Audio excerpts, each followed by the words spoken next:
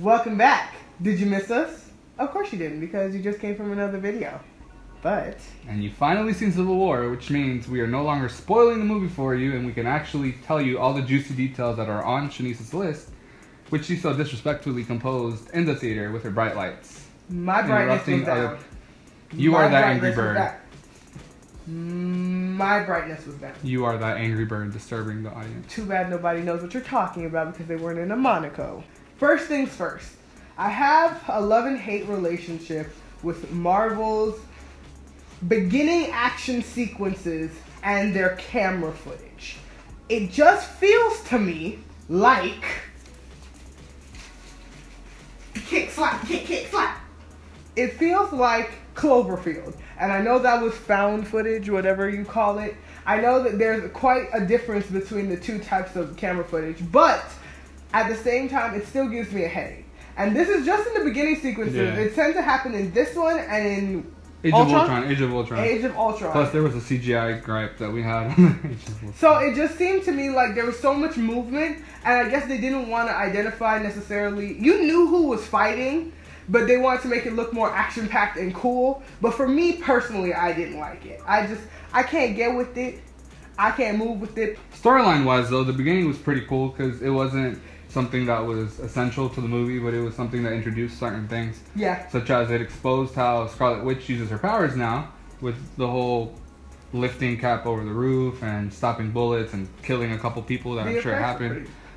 The Red Wing thing was really awesome. It has been, in the comics, Red Wing is an actual Falcon who is telepathically connected to Falcon, and he sees what the Falcon sees, and he can give him commands and go do it. Well, whatever. In the movie, however, he was computerized. It's like a drone, right? It was like a drone, but it was pretty cool because there was, what couldn't that thing do? You know, I can't really remember. It was such a blur. I was so caught up. Like, it targeted the car. It did. It scanned the truck, sorry. It scanned the building to tell them how many and where. Yeah. So it was... It did pretty well. Yeah. More than an actual Falcon can do. Hey. The beginning scene was pretty awesome, I will admit. I think that it kind of brought in... You love watching the Avengers. You love seeing the dynamic of all of them together doing their thing, other than Hawkeye, who was definitely... Retired. So you didn't see him in action, but, you know, he comes later on. And you're all just Iron Man wasn't in that scene either. Or Vision. Yeah, Vision wasn't... Iron Man wasn't. It was Falcon Cap. It was Falcon Cap and Scarlet. But we all know... And Black Widow. But we all know that those are really the Avengers that we all have a love for. Those are like the foundational Avengers. So you don't care about Tony? I love me some Tony, but Tony be tripping. Tony be sipping that yak, and he gets sipping that yak. Would you like to elaborate on what sipping that yak is? Today is not the day to explain what yak is. Moving on. My second problem with this movie, and there are very few, so you guys don't have to attack me sometime later. My second problem would have to be when Peggy Carter died. Sadly enough, yes guys, Peggy Carter passes away. She's 100 years old, even more probably. And you know, when you got Alzheimer's and you're like, when you got Alzheimer's. So it's Alzheimer's. When you have Alzheimer's and you are old and ready to go. She had to go. Sometimes you gotta go, regardless of your youthful love being there. My only problem with this whole scene specifically is the funeral. Personally, I feel like I would have preferred to have a more emotional Captain. You know, I would have wanted Captain Peggy!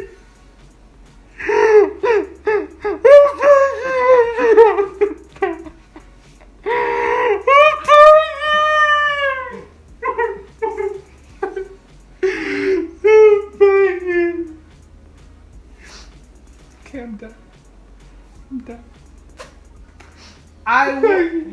You're done? You're okay. You're gonna make it. You're gonna make it through this, okay? She's gone. She's never returning. Anywho. Buck up, Chuck. I'm okay. I would have rather to see Chris Evans depict someone a little bit more emotional. For somebody who has only 2 people to hold on to their past, I would expect this to have been much more of an emotional situation for him. I don't know if the writers didn't think that it would be necessary to put him as such a vulnerable character, but you missed that part. You got that he was sad.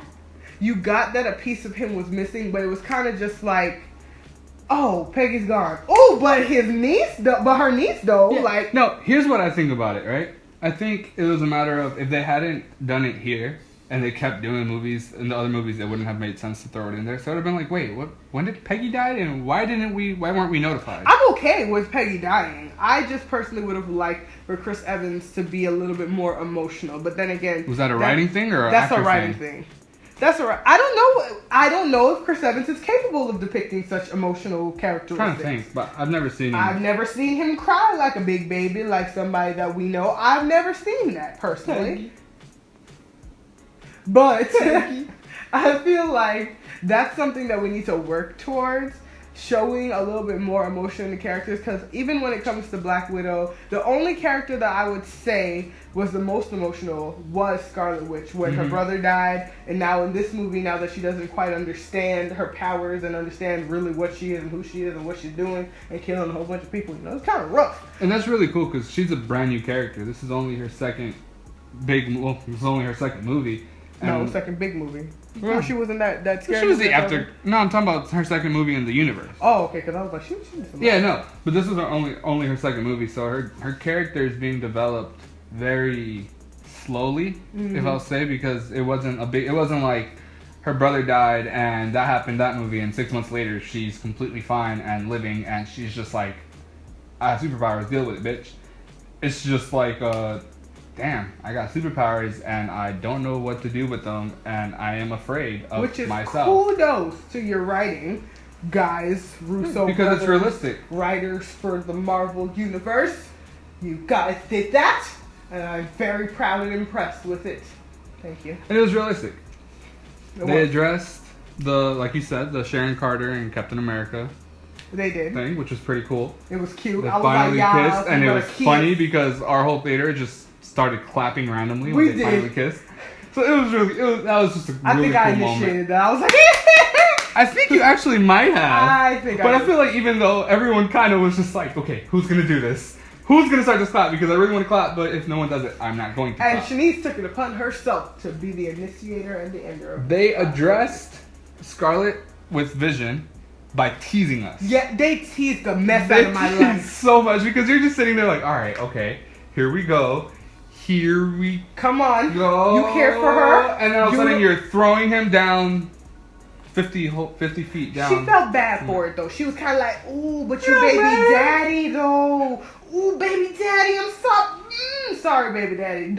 We still dating. We still going to Cheesecake Factory, right? And while we're there, let's address the way that Hawkeye was just so... We already know Hawkeye is helpless against most, because like he said, he's just shooting an arrow. But no one was as helpless as he was fighting Vision. Yeah, that was funny. Like, it was not fair. Like, it was like, when, like, I don't know if it ever happened to you, but when you were older and you had, like, a younger cousin or nephew that tries fighting you, and you can just, like, hold their head and they're just swinging at nothing. That's happened to me before, actually. That's really all it was, because no matter how fast Hawkeye and how accurate he was shooting, it just wasn't. Vision was just like, pew, like, arrow, the one pew. time that the arrow was actually probably going to hit, Vision just let the arrow phase right through him, and he was just like... Oh, that brings me to Ant-Man. Sorry, guys. I had to interrupt that whole rant. You mean Giant Man? Because Ant-Man. Guys, I personally have watched only partially part of the that first was a lot. 6 minutes, maybe. The first 15 of the Ant-Man movie. 15. 15. I got up to a good part in the Ant-Man movie, but I think personally that I enjoyed how they depicted Ant-Man in this movie. He was a fanboy, which was great in the first one if you would just watch the movie. I want to talk about Black Panther. Black Mud Panther. And how, first off, that suit is beautiful. It is. It's not badass, it's not it's beautiful. Mm-hmm. Like, and when he was getting shot at up on the rooftop, like, and it was just and he just looked at it like he was just like, really? Really? You thought? Really? And then throughout the whole movie, he had a pretty cool character thing because, you know, he wanted to kill Winter Soldier because he thought that Bucky killed his father. And then he went through Everybody thinks that Bucky killed his father. The only father that Bucky killed was Howard. That's the only... You gonna cry for everybody, Saul? You gonna cry for everybody? Pretty much. The only person that Bucky killed was Howard. And it wasn't really Bucky. And it wasn't really. It was the Winter Soldier, because he was programmed to do so. It was still Bucky. But anywho, back to Black I am excited for the Black Panther movie. I am now excited. This makes me question, however, how they're going to build it. Because we were discussing that. Are they going to build it from prior to this whole situation? Or are they going to kind of incorporate things that happened before, but how he is now as king of Wakanda? My personal theory is that he is going to be a movie based on how he has to learn to be king while being... Because he has a warrior mind. He has a mindset of... Fight, fight, fight. Yeah, I will fight my way through these things while now... Because it mentioned it in here how he doesn't like the whole politics side of his job. Yeah. So now I feel like the movie will be based on him learning to be the king of the world's most technologically advanced nation, while also trying to be that fighter, warrior, superhero in Black Panther. So what I think they'll do, because they have to bring back the father somehow, like not to life, but I mean like in terms of why are you twitching like Chadwick? They have to bring back T'Chaka. King T'Chaka. So I think they'll do it like a flashback thing, like when he's learning how to be king. That sounds like what Morocco's like. T'Chaka, T'Chaka, T'Chaka, T'Chaka. And then his name is T'Challa. T'Challa. And then the sister's name is To something also. So it's just like that T'Ch. Hakuna Matata. No. What a wonder. No. Okay. Now let's talk about the thing that had everyone in that. Spider-Man! Did I jump the gun? Yes, but before you go into your, what do you call the opposite of a rant when you're talking about something happily? What do you call it? Is there a word for that? We didn't invent a word for that. Prant. While you go into your prant, it's praise rant. Prant! No. Before she goes into her prant about Spider-Man, I want to talk about the fact that, as many might say, that idiot that played Spider-Man in the original trilogy that can't Tobey act. Maguire was the junk. That fool. The junk. Name me another movie that he was awesome. good in. Exactly. Spider-Man. That's all he needs. That's all he needs. All the arguments were made that he was the best Peter Parker. Because he was. And Andrew Garfield was the best Spider-Man. Because he might have been, I don't know. Tom freaking Holland. Tommy boy. You are amazing. Let me squeeze your cheeks. The ones on your face. Okay. Lord. You are both. You are both the best Peter Parker and the best Spider-Man. Or as Tony Stark said it, Spider-Boy? Spider-Kid? He is Spider-Man. He's a man. You're a man in my eyes. So awesome. He's so awesome. I'm so excited. He's that little kid that we saw in the original The Amazing Spider-Man cartoon. No, the Spectacular Spider-Man? Spectacular Spider-Man cartoon. That I hope once Spider-Man Homecoming comes out, that they'll throw in Vulture, they'll throw in Black Cat, they'll throw in Mary Jane, and all those cool characters, but with a catch. They're all much younger, because Aunt May is like in her freaking 30s, late 30s, early 40s in this movie. And let's not mention Tony Stark and his hitting on Aunt May throughout the whole 10 minutes of the scene. You know what's funny about that? What? The person that's playing Aunt May and Robert Downey Jr. were in a movie together where they were lovers.